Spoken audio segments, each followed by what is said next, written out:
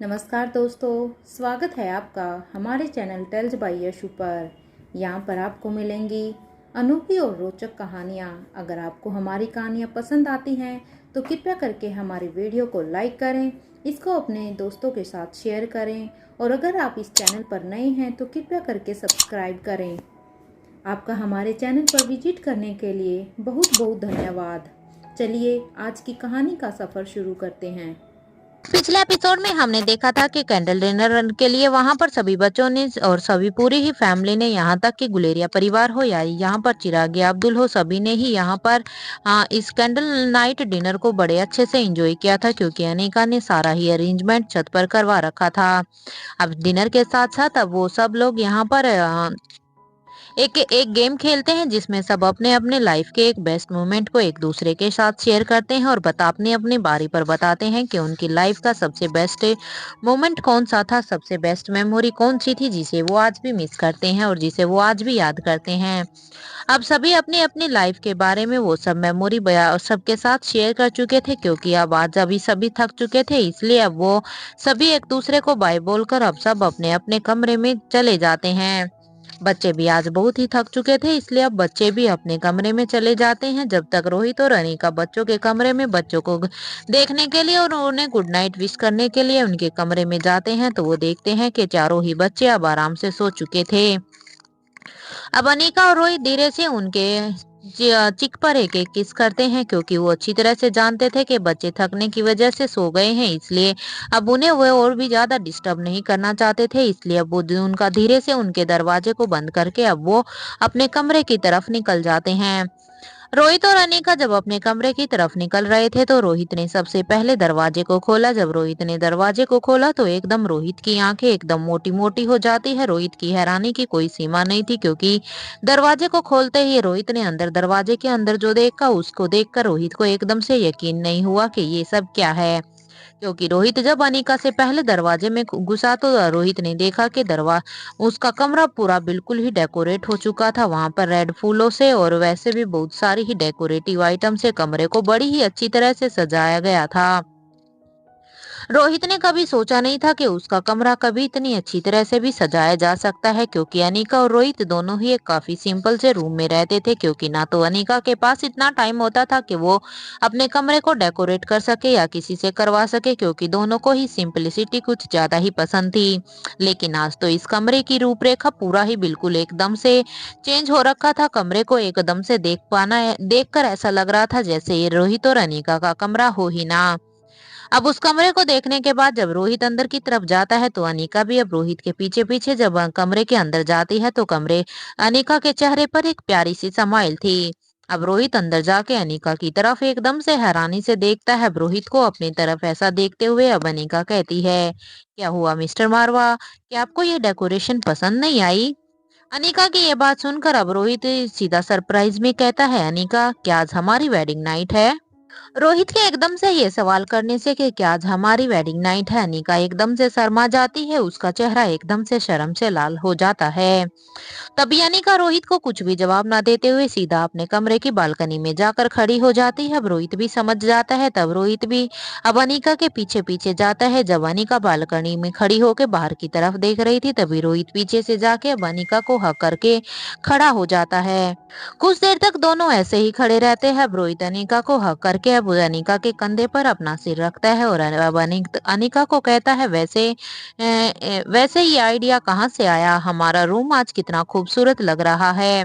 Aroma candle की खुशबू, उस पर इतने फ्रेश फ्लावर और जैस्मिन की महक, it's amazing. Thank you Anika, आप जो भी कुछ है मुझे ये सच में बहुत ही पसंद आया, क्योंकि इसकी खुशबू में ही मैं खुद मदहोश होता जा रहा हूँ, क्योंकि मुझे इसकी खुशबू बहुत ही पसंद आ रही है। चलो अब ये जब तुमने इतनी तैयारी की ही है तो इस मोमेंट को हम और भी बेस्ट मोमेंट बनाते हैं। इतना कहने के बाद क्योंकि रोहित ने पहले से ही अनीका के शोल्डर पर अपने मुंह को रखा हुआ था, इसलिए वो जल्दी से अनीका के चेहरे पर ही किस कर देता है। रोहित ने जैसे ही अनीका के चेहरे पर किस किया, तभी अनीका एकदम से रोहित की तरफ घूम जाती है और कहती है, मिस्टर मारवा, कुछ तो शर्म करो, हम यहाँ पर बालकनी में है, अगर हमें किसी ने देख लिया तो।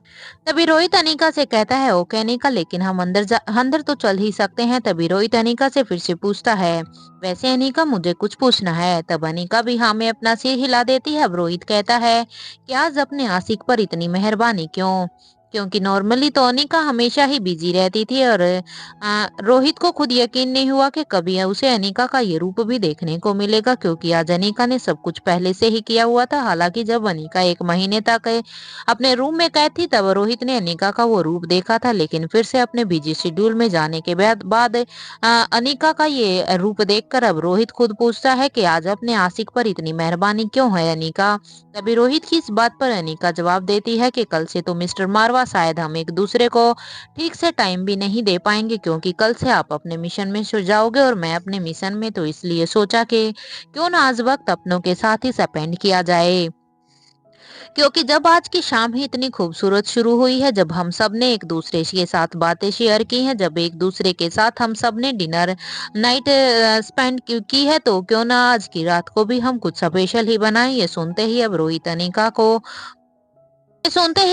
अनीका को एकदम से हक करने के लिए ही जा रहा था। तभी रोहित अनीका से पहले ही पूछता है, अनीका तुम मुझे पंच तो नहीं मारोगी ना, क्योंकि जब भी नॉर्मली अनीका को एकदम से सडनली हक करने के लिए जाता था तो अनीका उसे एकदम से पंच मारती थी, जो कई बार रोहित को बड़ी गंदी तरह से भी लगता था।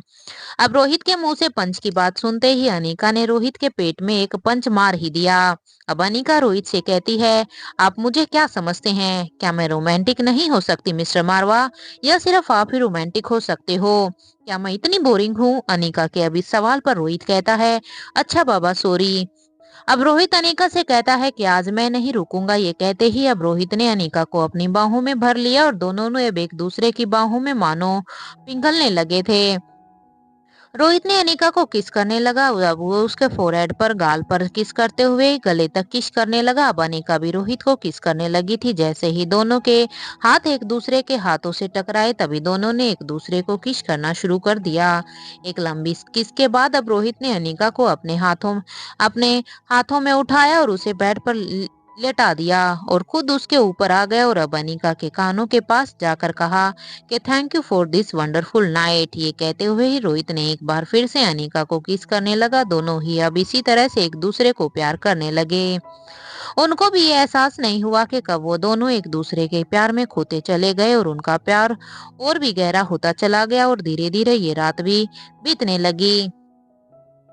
अब सुबह होने ही वाली थी, तभी रोहित और अनीका एक दूसरे से प्यार में पूरी तरह से डूबे हुए थे। तो वहीं दूसरी तरफ एक रूम में बोस सिर्फ अपने फोन की स्क्रीन को अभी तक ही देखे जा रहा था, क्योंकि आज बोस की को रात को भी नींद नहीं आ रही थी। उसकी बेचैनी बढ़ती ही जा रही थी, क्योंकि बोस से ये बर्दाश्त ही नहीं हो रहा था कि कोई उसको इतना इग्नोर कैसे कर सकता है, क्योंकि बोस की एक कमांड के साथ ही वो वहां पर सबको ही हिलाने की क्षमता रखता है, लेकिन एक इंसान जिसको वो अपनी टीम में शामिल करना चाहता है, उसको कोई इतना इग्नोर करे, ये बॉस से अब बर्दाश्त नहीं हो रहा था। लेकिन उसके पास अब कोई ऑप्शन भी नहीं था। बॉस लगातार अपने फोन की स्क्रीन को ही देखे जा रहा था। अब तक उसका मैसेज क्यों नहीं आया, वो बस यही सोच रहा था। बॉस को एहसास भी नहीं हुआ कि उसने मैसेज के इंतजार में पूरी रात ऐसे ही बैठे बैठे ही बिता दी थी और अब सुबह हो चुकी थी। अब वो बॉस अपने रूम में बने विंडो के पास जाता है और वो सनराइज को देख रहा था और कुछ सोचता है। तभी वो अपने आप से कहता है, अब वो अपने आप में बड़बड़ाते हुए कहता है, ये दोस्त, ये तुमने ठीक नहीं किया, मुझे इग्नोर करके मेरे ईगो को हर्ट किया है तुमने। अब तुम देखो मैं तुम्हें अपनी ऑर्गेनाइजेशन में कैसे शामिल करता हूँ। तुम्हें मेरे प्यार की भाषा समझ में नहीं आ रही है तो ठीक है, अब चल जो भी होगा देखा जाएगा। अब तुम्हें मजबूर ही करना होगा मेरी ऑर्गेनाइजेशन को ज्वाइन करने के लिए, क्योंकि अब तक तो मैं भी यही चाहता था कि तुम हंसी खुशी से खुद मेरी ऑर्गेनाइजेशन में आओ, ताकि तुम इस ऑर्गेनाइजेशन में दिल लगाकर अपना काम कर सको। लेकिन जब तुम्हें मेरा ये ऑफर, मेरा ये प्यार पसंद ही नहीं आता, तो फिर ठीक है, अब मैं इसे अपने तरीके से करूंगा, ठीक वैसे ही जैसे सालों पहले किंग को किया था। ये सोचते हुए ही अब वो आदमी अपना फोन निकालता है और अपने खास आदमी को कहता है कि जितनी जल्दी हो सके उन माँ बेटी से कहो कि हमारे और लोगों को उस कॉलेज में एंट्री करवाए। अगर वो दोनों ऐसा नहीं कर पाई तो दोनों से कह देना कि वो कॉलेज छोड़ दे। ये कहते हुए ही वो बॉस अपना फोन कट कर देता है, क्योंकि यहाँ पर ये माँ बेटी कौन थी ये तो खुद बॉस ही बता सकता था, और कुछ सोचने लग जाता है। दूसरी तरफ अब रोहित का पैलेस, रोहित और अनिका दोनों ही सो रहे थे। अभी तक जैसे ही रोहित की आंख खुली तो उसने अपनी बाहों में सुकून से सो रही अनिका को देखा। अनिका को ऐसे अपनी बाहों में सोता हुआ देखकर रोहित के चेहरे पर एक स्माइल आ जाती है। अब रोहित अपने होठों से अनिका के गालों को सहला रहा था, तभी रोहित के छूने से अनिका की नींद अब एकदम से खुल जाती है। अनिका ने नींद खुलते ही कहा, मिस्टर मारवा। इससे पहले कि अनिका कुछ और भी कहती, रोहित ने अनिका के गालों पर एक किस कर दिया और अब अनिका उसे घूर घूर कर देख रही थी और कहता है कि इससे पहले अनिका फिर से उसे कुछ कहती, तभी रोहित फिर से किस करते हुए कहता है, गुड मॉर्निंग। अब रोहित अनिका से कहता है कि जल्दी उठ जाओ, कॉलेज भी तो जाना है। जैसे ही अनिका ने रोहित के मुंह से कॉलेज का नाम सुना तो अब वो जल्दी से अपने बेड से उठकर बैठ गई थी, क्योंकि अनिका भी जानती थी कि अगर उसे आज कॉलेज में जाना है तो उसे जल्द से जल्द वहां पर पहुंचना होगा, क्योंकि कॉलेज यहाँ से थोड़ी सी दूरी पर था। इसलिए अनिका ने रोहित से कहा, मिस्टर मारवा आपने मुझे पहले क्यों नहीं जगाया, क्योंकि आपको पता है ना आज का दिन मेरे लिए कितना स्पेशल था। मुझे आज हर हाल में वहां पर जाना है। आप मुझे उठा भी तो सकते थे, कितना लेट हो चुकी हूँ मैं। अनिका की इस बात पर अब रोहित जवाब देता है, कैसे जगाता, कितने सुकून से तो सो रही थी तुम, इसलिए मैंने तुम्हें जगाना ठीक नहीं समझा। और एक बात ये कहते हुए ही रोहित अब अनिका के कानों के पास जाकर पूछता है, कल की रात कैसी रही। जैसे ही रोहित ने अनिका से ये पूछा, अनिका के गाल एकदम शर्म से लाल हो गए। अब अनिका ने रोहित को एक हल्का सा धक्का दिया, क्योंकि अब अनिका शर्माते हुए रोहित को एक हल्का सा धक्का देती है और अब वो अपने बेड से उठकर सीधा बेडरूम में शावर लेने के लिए चली गई थी। बाथरूम में ल... बाथरूम से शावर लेने के बाद जब अनिका अपने कमरे में वापस आई तो उसने अपने वहां पर मिरर में जब अपने चेहरे को देखा तो वो एकदम से ब्लश कर रही थी। ये देखकर तो अनिका ने अपनी आंखों को एकदम से ही बंद कर लिया था। यहाँ अपने रूम में बैठे रोहित ने अपने स्पेशल डिपार्टमेंट के मैसेज ग्रुप में एक मैसेज ड्रॉप कर दिया था। अब तक अनिका भी शावर लेकर वहीं पर आ चुकी थी। रोहित जानता था कि अनिका बाहर आ चुकी है। जब अनिका शीशे को देख रही थी तब रोहित अपने ऑर्गेनाइजेशन में उस मैसेज को ड्रॉप कर रहा था। जैसे ही अनिका ने उसको देखा तो रोहित बालकनी में अब अपने फोन में ही लगा हुआ था। अनिका अपने मिरर के सामने जाती है तो वो देखती है कि बीती रात के कुछ निशान उसके गले पर हैं, जैसे जिसे देखकर अब अनिका रोहित को घूर घूर कर देखती है। अब तक रोहित भी रूम में आ चुका था। रोहित को जब अनिका रोहित को ऐसे घूर घूर कर देख रही थी तभी रोहित भी सोचने पर मजबूर हो जाता है कि आखिर अनिका उसे ऐसे क्यों देख रही है। अनिका को इस तरह खुद को घूरते हुए देखकर अब रोहित अनिका से पूछता है, अनिका क्या हुआ, तुम मुझे ऐसे क्यों देख रही हो, क्या मुझे खा जाने वाली हो।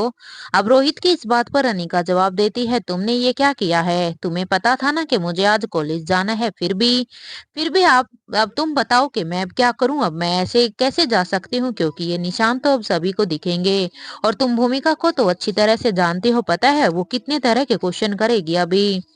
अब रोहित अनिका को ऐसे ड्रेसिंग टेबल पर बिठा देता है और उसके मेकअप बॉक्स से कुछ निकालता है और अपने हाथों से ही अब अनिका के गालों के पास ले जाकर कुछ ही देर में उन निशानों को छुपा देता है, क्योंकि रोहित और अनिका के चेहरे पर इतनी अच्छे से मेकअप करता है कि अब वो निशान दिख नहीं रहे थे। हालांकि अनिका जब खुद मेकअप करती थी तो वो बिल्कुल ही लाइट मेकअप करती थी, लेकिन आज रोहित ने मेकअप कुछ ज्यादा कर दिया था। अब अनिका हैरान होकर कभी रोहित को देखती है तो कभी मिरर में खुद को देखती है। अनिका रोहित से पूछती है कि मिस्टर मारवा आपको ये कैसे आता है, क्योंकि आपने कितने बखूबी मेरा ये मेकअप किया है। अनिका की इस बात पर अब रोहित जवाब देता है कि तुम शायद भूल रही हो कि मेरी बहन कौन है।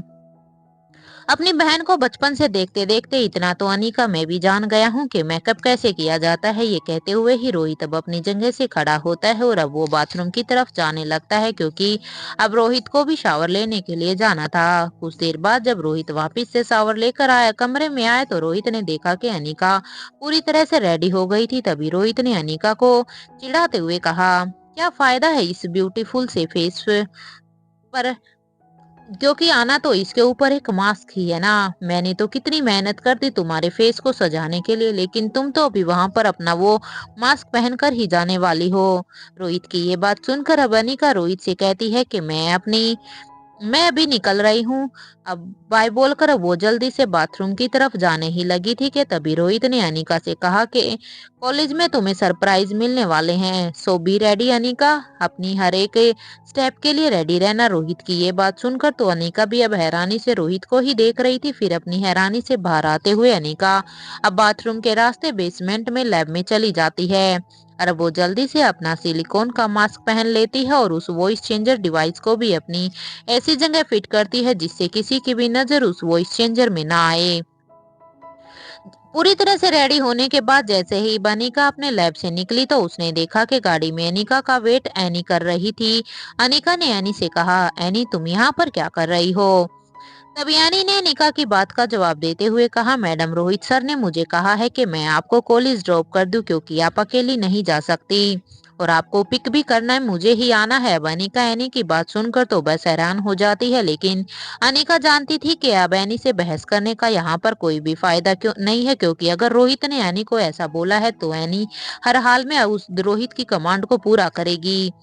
एनी बस रोहित की कमांड पूरी कर रही है, इसलिए अनिका एनी से कहती है कि ठीक है चलो। कुछ देर तक एनी गाड़ी को पेरिस की सड़कों पर दौड़ा रही थी। कुछ देर के बाद ही एनी अपनी गाड़ी को अब रोक देती है।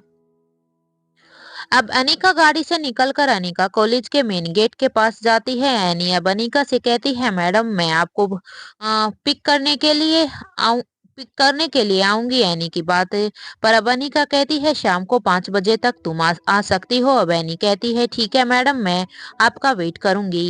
ये कहते हुए ही एनी गाड़ी को लेकर अब फिर से चली जाती है। तभी उसकी नजर एक गाड़ी से निकलते हुए एक लड़की पर गई। हाई हील्स के साथ नी लेंथ का वन पीस खुले बाल। अनिका ने जब उसका चेहरा देखा तो अब एकदम से अनिका हैरान हो गई थी क्योंकि ये और कोई नहीं बल्कि उसकी सौतेली बहन कामिनी थी। अनिका बस कामिनी को ही अंदर जाते हुए देख रही थी। जैसे ही अनिका की नजर अब गेट पर खड़े हुए सिक्योरिटी गार्ड पर जाती है तो वो ये अनिका के लिए किसी शौक से कम नहीं था। वो सिक्योरिटी गार्ड कोई और नहीं बल्कि इंस्पेक्टर अब्बास और अर्जुन सिंह थे, जिन्हें देखकर अनिका को शो वोल्ट का एकदम से झटका लगता है, क्योंकि अनिका ने ये तो नहीं सोचा था कि रोहित यहाँ पर सिक्योरिटी गार्ड के रूप में यहाँ पर इंस्पेक्टर अब्बास और अर्जुन सिंह को ही भेज देगा। लेकिन अपनी हैरानी से बाहर आते हुए ही अब वो कॉलेज के अंदर जाती है कि तभी उसकी नजर गार्डन में लगे पौधे को पानी देते हुए छठी इंद्री पर जाती है। अब अनिका को अब तक एक एक करके शौक मिल रहे थे, क्योंकि अनिका ने सोचा चलो सिक्योरिटी गार्ड तक तो समझ में आता है, लेकिन यहाँ पर तो रोहित ने लगता है सारे ही स्पेशल डिपार्टमेंट की टीम को कॉलेज में हायर कर दिया था। अनिका को अब तक एक एक करते हुए शौक मिल रहे थे। तभी अनिका ने एक शख्स से पूछा, क्या आप मुझे बता सकते हैं कि इस कॉलेज में बॉटनी डिपार्टमेंट कहाँ पर है? अब वो शख्स अपने हाथ से इशारा करता है कि मैडम आप उस तरफ चले जाएं। ये सुनते ही अब अनिका उस शख्स के बताए हुए रास्ते पर चलने लगती है कि तभी उसकी नजर बॉटनी डिपार्टमेंट के बोर्ड पर जब पड़ती है। अनिका बिना देर किए ही अब हेड ऑफ डिपार्टमेंट के रूम के बाहर जाकर उनके दरवाजे पर नॉक करती है, जिससे कि उसे अंदर आने की परमिशन मिल जाए, क्योंकि उसका वो अपने हेड से मिलने के लिए अब अनिका को, अनिका चाहे कितनी ही बड़ी डॉक्टर क्यों ना हो, कितनी ही बड़ी हैकर क्यों ना हो, लेकिन यहाँ पर तो उसे कॉलेज के रूल को ही मानना था। अनिका जो कि यहाँ पर आर्या मूर्ति बनकर यहाँ आई थी, उसने अपनी आईडी कार्ड दिखाया। तभी उस ऑफिसर ने कहा, आप स्टाफ रूम में जाइए, थोड़ी ही देर में आपको टाइम टेबल मिल जाएगा, अब आप जा सकती हैं। उसकी बात सुनकर अब अनिका, ये सुनते ही अनिका स्टाफ रूम की तरफ जाती है तो वहां पर स्टाफ मेंबर अपनी जगह पर बैठे हुए थे। जैसे ही अनिका अंदर गई तो सब उसे देखने लगे एक दूसरे से। अब वो फॉर्मल इंट्रोडक्शन करके अनिका अपनी जगह पर बैठ गई थी। तभी उस रूम का दरवाजा नॉक हुआ। एक प्रोफेसर ने उसे अंदर आने के लिए कहा। वो कॉलेज का स्टाफ था जो कि अनिका के पास आ गया और कहा, मैडम आज आपकी ये क्लास है। ये कहते हुए ही अब वो टाइम टेबल देखकर अब वो वहां अनिका को उसके आज के शेड्यूल का टाइम टेबल देखकर अब वो वहां से चला जाता है, क्योंकि अनिका यहाँ पर एक बोटनी टीचर बन के आई थी, इसलिए अनिका को यहाँ पर एक प्रोफेसर का पूरा टाइम टेबल दे दिया जाता है कि आज का आपका ये शेड्यूल रहेगा। अनिका ने बैक टू बैक 2 क्लासेस ली और फिर वो कॉलेज के कैंपस को देखने लगी, क्योंकि अनिका को यहाँ पर अपने मिशन को पूरा करने के लिए आई थी। अनिका जानती थी कि वो इस कॉलेज में किसी आ, मकसद से आई है, तो तभी वो धीरे धीरे कैंपस को देखने लग जाती है। वो यहाँ पर कैंपस को अच्छे तरह से एग्जामिन कर लेना चाहती थी कि कहाँ पर कौन सी चीज है। तभी अनिका ने सोचा कि अभी कैंटीन में जाकर कॉफी पी लेती हैं। तभी अनिका ने अपने कदम कैंटीन की तरफ ले लिए। थोड़ी ही देर बाद वो जब कैंटीन में पहुंची तो उसने कैंटीन के स्टाफ मेंबर में से एक से कहा, can you please give me a cup of coffee. सामने से आवाज आई, यस श्योर मैम। जैसे ही अनिका ने ये आवाज सुनी तो वो बस फटी हुई आंखों से उस स्टाफ को देखती रही। वो स्टाफ मेंबर कोई और नहीं बल्कि भूमिका थी, क्योंकि भूमिका भी यहाँ पर एक स्टाफ मेंबर बनकर आई थी, जो सबको यहाँ पर टी कॉफी सर्व कर रही थी। और जो शख्स कंप्यूटर पर सबके ऑर्डर यहाँ पर ले रहा था वो कोई और नहीं बल्कि निखिल था, क्योंकि रोहित ने यहाँ पर हर एक स्पेशल डिपार्टमेंट के आदमी का वहाँ पर टास्क अच्छे से समझ रखा था। और क्योंकि उसने कविनालिशा से जो पहले से ही पूरी लिस्ट ली थी, उस लिस्ट को पूरा फुल करते हुए उन्होंने यहाँ पर पूरे ही स्पेशल डिपार्टमेंट के लोगों को उस पूरी ही लिस्ट के हिसाब से जितनी भी वैकेंसी वहां पर खाली थी वहां पर सभी को हायर करवा दिया था। अनिका को यहाँ पर कुछ भी समझ नहीं आ रहा था कि आखिर ये सब यहाँ पर क्या कर रहे हैं, ये यहाँ पर कैसे आए हैं। लेकिन रोहित की पावर को और कविनालिशा की पावर को वो अच्छी तरह से जानती थी।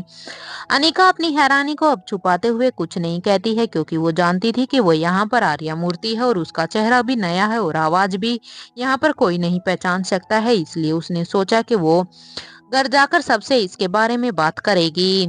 और फिर वो वहां से चली जाती है उस बेसमेंट को ढूंढने जिसे उसने मैप में देखा था, क्योंकि अनिका का मेन मिशन तो यही था कि उसे उस कॉलेज की बेसमेंट में जाना था। वो इधर उधर देखती है कि कहीं उसे कोई देख तो नहीं रहा, लेकिन उसे कुछ समझ नहीं आ रहा था। इस वक्त अनिका को रोहित के ऊपर इतना गुस्सा आ रहा था कि आखिर रोहित ने उसे बॉटनी डिपार्टमेंट में ही क्यों भेजा था, क्योंकि इस कॉलेज का कैंपस में तो हर डिपार्टमेंट में अलग अलग बेसमेंट बना हुआ है।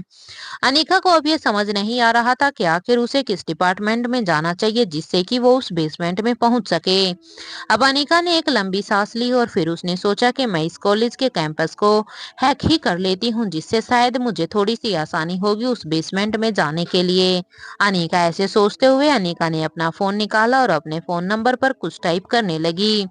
कुछ देर तक टाइप करने के बाद अब अनिका ने कॉलेज के कई कैमरास को का एक्सेस अपने हाथ में ले लिया था। अनिका जानती थी कि वो ज्यादा देर तक इस कैंपस के कैमरास को एक्सेस अपने हाथ में नहीं ले पाएगी, क्योंकि यहाँ की सिक्योरिटी बहुत ही ज्यादा थी। और अगर ज्यादा देर तक अनिका शायद यहाँ के कैंपस को हैक करेगी तो वहाँ के सिक्योरिटीज को तब पता चलेगा, तो वहाँ पर उसके हैकिंग की शील्ड को तोड़ देंगे और फिर वो अनिका तक आसानी से पहुंच सकते थे। इसलिए अनिका यहाँ पर ज्यादा देर तक के लिए इसको हैक करके रिस्क नहीं ले सकती थी।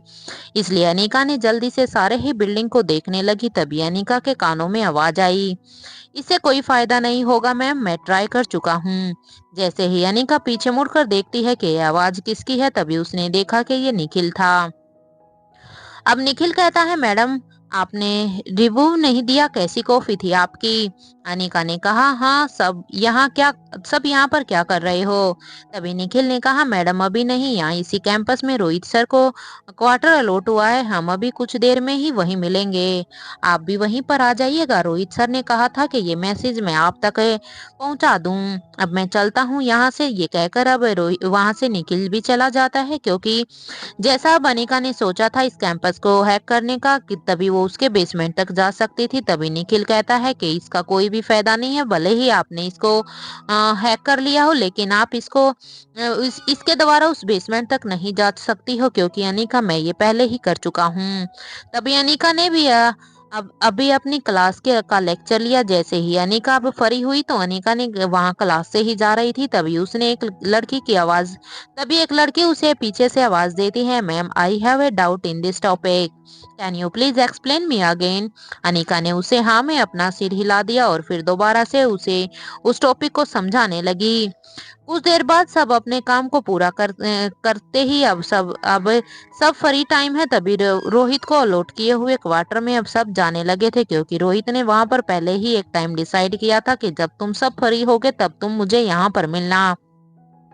अब तक अनिका भी सबके साथ वहां पर पहुंच गई थी। कुछ ही देर में रोहित भी अब वहां पर पहुंच जाता है, क्योंकि जब तक रोहित वहां पर पहुंचता है तो देखता है सब वहां पर पहले से ही मौजूद थे। रोहित ने सबसे कहा जल्दी अंदर चलो।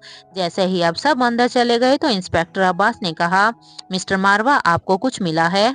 तभी रोहित ने अनिका को देखते हुए ही कहा, क्या तुम इस पानी के सैंपल का टेस्ट कर सकती हो अनिका? तभी रोहित के इस क्वेश्चन पे अनिका ने रोहित के हाथों से वो पानी का जिपलॉक प्लास्टिक बैग ले लिया और कहा, हाँ आज हो जाएगा। तभी भूमिका ने कहा कि आज कैंटीन में कुछ 12 लड़कियों का ग्रुप बैठा हुआ था। मैंने उनमें से एक का बैग ले लिया है। निखिल को शक है कि उस बैग में कोई डिवाइस या कुछ भी हो सकता है, इसलिए निखिल के शक पे आधार पे मैंने बड़ी मुश्किल से उससे उसका वो बैग ले लिया है। और हाँ, उसके बैग से ही और उसके बैग से ही मुझे देखो ये फ्रांस के का मैप मिला है। ये सुनते ही तो अब रोहित ने सबसे पूछा, क्या किसी और के पास भी कोई इंफॉर्मेशन है क्या? तभी सब ने अपना सिर हिला दिया और फिर सब वहां से चले जाते हैं, क्योंकि और किसी को यहाँ पर अब तक कुछ नहीं मिला था। लेकिन अनिका वहीं पर ही रुक जाती है। अनिका जानती है कि रोहित उसे सब कुछ बता देगा। अब अनिका रोहित से पूछती है, क्या बात है मिस्टर मारवा? तभी अनिका की बात का जवाब देते ही रोहित अपनी बात को आगे बढ़ाते हुए कहता है कि स्वातिमा और मैं जिस लड़कियों को आजाद करवाने के लिए गए थे, तुम तो जानती हो ना अब तक वो केस स्पेशल डिपार्टमेंट के हाथ में है। अनिका भी भा में अपना सिर हिला देती है, क्योंकि पेरिस पुलिस और स्पेशल डिपार्टमेंट के लोगों ने ही उन लड़कियों को वहां से रिहा करवाया था। अब अनिका कहती है कि हाँ मिस्टर मारवा, मैं ये जानती हूँ। अब रोहित ने भी अपनी बात को आगे बढ़ाते हुए कहा कि हॉस्पिटल में आदमी एक लड़की ने कि हॉस्पिटल में एडमिट एक लड़की ने इंस्पेक्टर अब्बास को बताया है कि वो यहाँ पर 3 साल पहले इसी कॉलेज में एक स्टूडेंट थी, क्योंकि वो स्कॉलरशिप के द्वारा ही इस कॉलेज में एडमिशन लेकर आई थी। लेकिन एक दिन किसी ने उसे कहा कि अगर वो ज्यादा पैसा कमाना चाहती है तो उसे एक काम करना होगा। ये कहते हुए ही रोहित वहीं पर ही रुक गया, क्योंकि वो जिस जिस लड़की की वो बात कर रहा था उसकी फाइनेंशियल सिचुएशन बहुत ही वीक थी, इसलिए वो अपनी फैमिली को सपोर्ट करने के लिए वो शायद उसके ऑफर को मानने वाली थी। अब रोहित अपनी बात को कहते कहते रुक गया था। शायद वो नहीं जानता था कि वो उस बात को अनीका से कैसे बताए, लेकिन अनीका वो समझ पा रही थी कि रोहित अनीका से कहने में थोड़ा अनकंफर्टेबल क्यों था। अनीका अब रोहित से कह रही थी कि कहती है कि क्या जो मैं सोच रही हूँ, क्या आप वही कहना चाहते हैं मिस्टर मारवा? अनीका की इस बात पर अब रोहित हाँ में अपना सिर हिला देता है। अब अनीका बड़ी बड़ी आंखों से सिर्फ रोहित को ही देख रही थी। अब अनीका रोहित से कहती है कि मैं तो यहाँ पर किसी और काम से आई हूँ मिस्टर मारवा, लेकिन हाँ आपको मेरी जब भी जरूरत होगी तो आप मुझे बताइएगा। और प्लीज ऐसी कोई बहादुरी मत दिखाना यहाँ पर जिससे आपकी जान को भी खतरा हो, क्योंकि मिस्टर मारवा आप हर चीज में बहादुरी कुछ ज्यादा ही दिखा देते हैं। चाहे गोली हो या कुछ भी हो, आप एकदम से आगे जाकर खड़े हो जाते हैं। अनिका यहाँ पर रोहित को ही उसको एक वार्निंग के साथ एक टोंट मार रही थी। अनिका अब आगे कहती है, मिस्टर मारवा आपको अपनी जान को खतरा हो ऐसा कोई भी मत करना, वरना सोच लेना कि मैं आपका क्या हाल करूंगी। ये कहते हुए ही अनिका अपनी जगह से ही अब उठ खड़ी होती है और फिर वो रोहित से पूछती है कि मिस्टर मारवा आप अच्छी तरह से जानते हैं ना कि मैं यहाँ स्टूडेंट को पढ़ाने नहीं आई हूँ। मुझे कुछ भी करके उस बेसमेंट में ही जाना है। क्या आप मुझे बता सकते हैं कि वो कहाँ पर है? तभी रोहित अनिका की बात को सुनकर कहता है कि तुम अपने पति को इतना अंडर एस्टिमेट कैसे कर सकती हो अनिका? तुम जिस डिपार्टमेंट में हो तुम्हारी मंजिल भी वहीं पर ही है, क्योंकि मैंने तुम्हारी जहाँ पर मंजिल है उसी डिपार्टमेंट में ही तुम्हें भेजा है। ये सुनते ही अब अनिका बड़ी बड़ी आंखों से बस रोहित को ही देख रही थी और फिर दरवाजे के पास जाती है और वहां से निकल जाती है। कुछ देर के बाद अब रोहित भी वहां से निकल जाता है। वो दोनों अब इस बात से अनजान थे कि कोई है जिसकी नजर अभी भी रोहित और अनिका पर थी। वो कोई और नहीं बल्कि मनीषा गुलेरिया थी। मनीषा गुलेरिया ने अब जल्दी से अपने फोन को निकाला और अब वो उस फोन पर एक नंबर डायल कर देती है। जब सामने से फोन उठता है तो मनीषा ने कहा, क्या तुम जानती हो कि हमारे डिपार्टमेंट का जो नया एचओडी है, अरे वो रोहित मारवा लगता है वो अनिका को यहाँ पर धोखा दे रहा है। अरे कोई नई प्रोफेसर है, मैंने दोनों को ही अभी एक साथ रूम से बाहर निकलते हुए देखा है। मुझे पीछे से देखने में वो मिस्टर मारवा ही लग रहे थे, तुम मानोगी नहीं। तभी सामने से उसे आवाज आती है कि अगर ये सच है तो उस अनिका से बदला लेने में इससे अच्छा मौका हमें नहीं मिलेगा। आप एक काम करो, अगली बार जब वो आप उन दोनों को देखो तो उनकी एक फोटो मुझे सेंड कर देना, और पहले हाँ ये कंफर्म करो कि वो यहाँ पर मिस्टर रोहित मारवा ही है या कोई और है। आखिर इतने सालों तक सौतेली बहन थी मेरी, अभी न आखिर अनिका मेरी एक सौतेली सौतेली बहन है, लेकिन चाहे न सौतेली ही सही, लेकिन थी तो।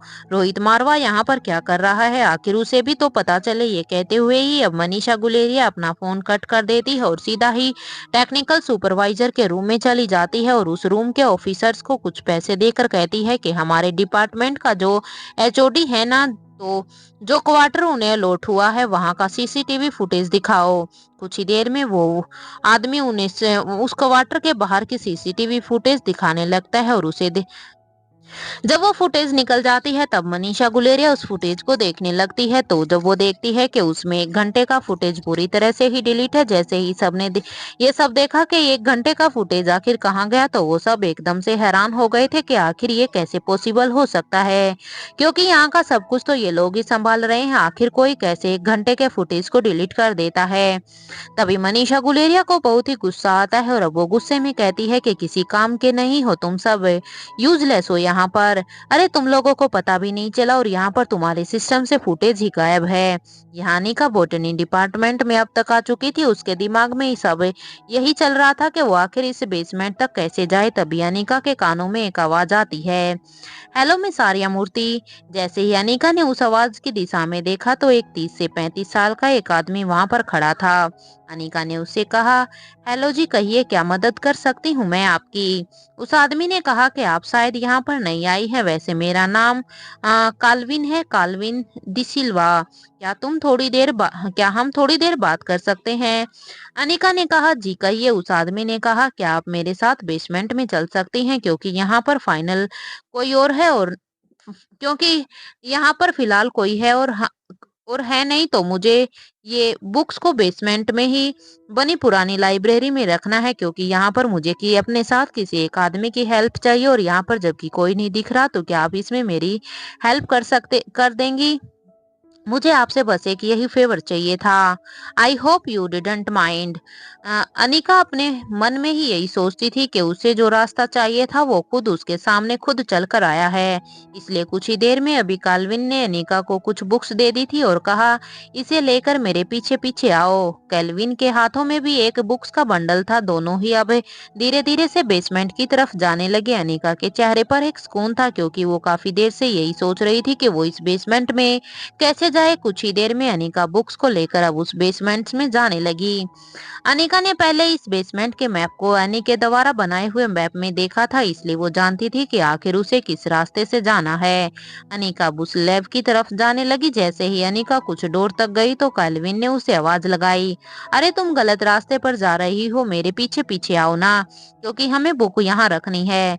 अनिका ने जैसे ही कैल्विन की बात सुनी तो वो ना चाहते हुए भी अब वो कैल्विन के पीछे चली जाती है, क्योंकि अनिका जानती थी कि वो यहाँ पर कैल्विन के साथ आई है, इसलिए वो यहाँ पर उसे कैल्विन की कही हुई बातों को ही मानना होगा।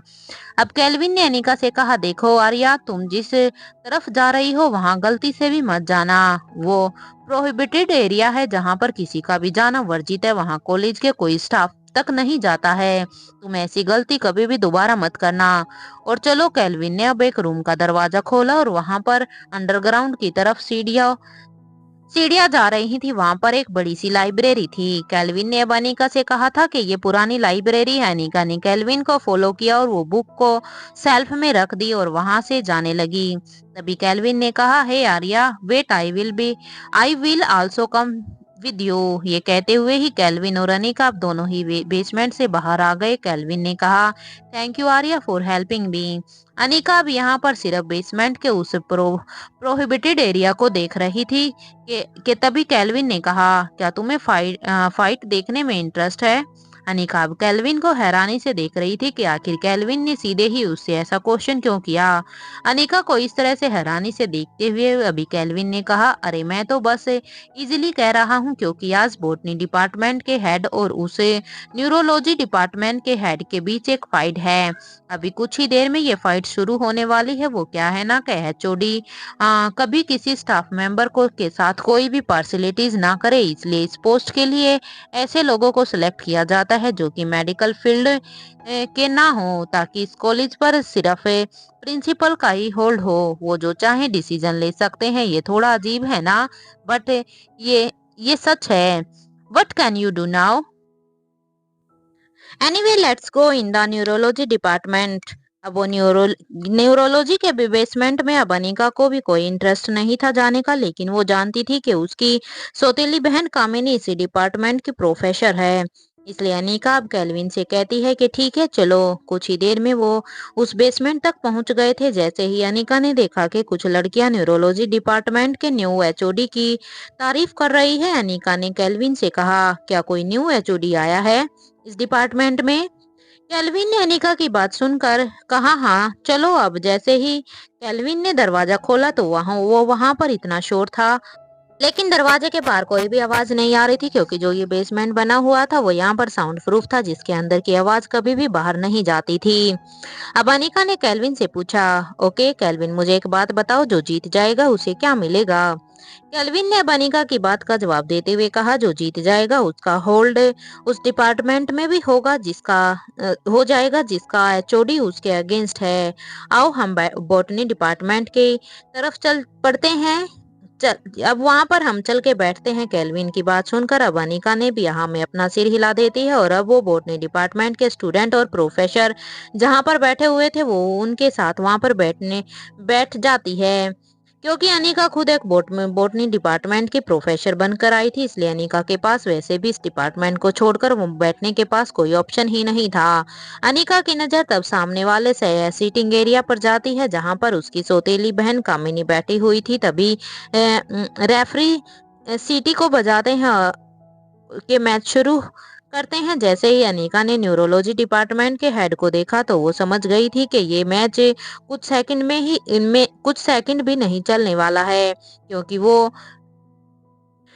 अनिका समझ चुकी थी कि वो जो अपोजिट डिपार्टमेंट का एचओडी है वो कोई और नहीं बल्कि रोहित मारवा है। जैसे ही मैच शुरू हुआ, सामने वाले ने अपनी अटैकिंग पोजीशन लेकर रोहित पर अटैक कर दिया था। रोहित ने भी अपने डिफेंस में एक पंच मार दिया था, जिससे वो नीचे गिर गया।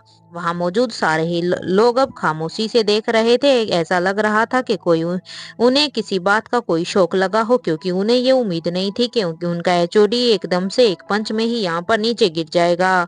तो वही इन सभी बातों से अलग अनिका केल्विन से कहती है, चलो फाइट खत्म। अनिका की यह बात सुनकर केल्विन अभी तक शौक में था। अनिका अब उसे वहीं पर ही छोड़कर बाहर निकल आई थी, क्योंकि केल्विन को यहाँ पर बैठे हुए केल्विन भी बाकी सब लोगों की तरह बहुत ही शौक में था कि कोई एक पंच में ऐसे कैसे गिर सकता है। वहीं दूसरी तरफ रोहित मारवा भी अपने डिपार्टमेंट की तरफ निकल गया था, क्योंकि रोहित यहाँ पर एचओडी था, इसलिए वो यहाँ पर एक ही पंच में उस फाइट को जीत चुका था। फाइट क्योंकि एक ही सेकंड में खत्म हो जाती है। जैसे ही अब वो अपने कैबिन में जाता है तो वो देखता है कि अनिका उसका वहां पर पहले से ही वेट कर रही थी। तभी रोहित ने अनिका से पूछा, कहिए मिस आर्यमूर्ति, आप इस डिपार्टमेंट में कैसे? मैंने अभी तक बॉटनी डिपार्टमेंट की रिस्पॉन्सिबिलिटी को टेक ओवर नहीं किया है। रोहित की इस बात पर अब अनिका रोहित से कहती है कि क्या हम अंदर चलकर बात करें, मुझे आपसे कुछ बात करनी है। ये कहते हुए ही अब अनिका सीधा ही रोहित के कैबिन में चली जाती है और उसकी चेयर पर बैठ जाती है। तभी उसके सामने रोहित मारवा कहता है कि तुम जानती हो यहाँ के सीसीटीवी कैमरा बहुत ही अच्छे हैं, जो कि यहाँ भी जो भी यहाँ पर है। ये सुनते ही अब अनिका ने अपना फोन निकाला और रोहित के कैबिन के अंदर और बाहर दोनों का ही कैमरा को हैक करने लगती है। कुछ ही देर में अनिका दोनों के ही कैमरा को हैक कर लेती है और अब वो रोहित से कहती है, क्या तुम मेरे कुछ कपड़े भी यहाँ पर ला सकते हो? आई मीन उस क्वार्टर में जो हमें अलॉट हुआ है, और हाँ मुझे उस क्वार्टर की एक्स्ट्रा की भी चाहिए। अब रोहित अनिका से कहता है, देखो अभी तो हमें जाना है, कल तक तुम्हारा काम हो जाएगा, और हाँ तुम यहाँ से सीधा बाहर निकल जाना, वहाँ एनी तुम्हारा वेट कर रही है। और हाँ जो मैंने तुम्हें वोटर सैंपल दिया था उसके ऊपर भी जल्द से जल्द मुझे काम करके बता देना कि आखिर उस वोटर के सैंपल में आखिर क्या है। रोहित की ये बात सुनकर अब अनिका भी हाँ में अपना सिर हिला देती है। अब अनिका कहती है, वैसे मिस्टर मारवा आपको मानना पड़ेगा, आपने न्यूरोलॉजी डिपार्टमेंट को ही क्यों चुना है। तभी रोहित की इस बात को सुनकर अनिका की इस बात को सुनकर रोहित भी हैरान हो जाता है, लेकिन अब उसके चेहरे पर फिर सडनली एक स्माइल आ जाती है। अब अनिका कहती है, वैसे आपका आइडिया अच्छा था, आपने न्यूरोलॉजी डिपार्टमेंट का एचओडी होकर भी आप तो अब बायो बोटनी डिपार्टमेंट को भी अपने हैंडल में ले लोगे। क्या अजीब बात है ना मिस्टर मारवा, अब आप एक ही बार में दोनों ही डिपार्टमेंट के एचओडी बन जाओगे और दोनों ही डिपार्टमेंट को अच्छे से संभाल कर, इससे तो हमारा काम और भी अच्छे से हो जाएगा। हालांकि अनिका भी जानती थी कि रोहित कितने ही अच्छी स्ट्रेटेजी के साथ अपने काम को करता था और यहाँ पर भी रोहित ने सेम वही काम किया था जिसके लिए अनिका अब रोहित के ऊपर प्राउड फील कर रही थी।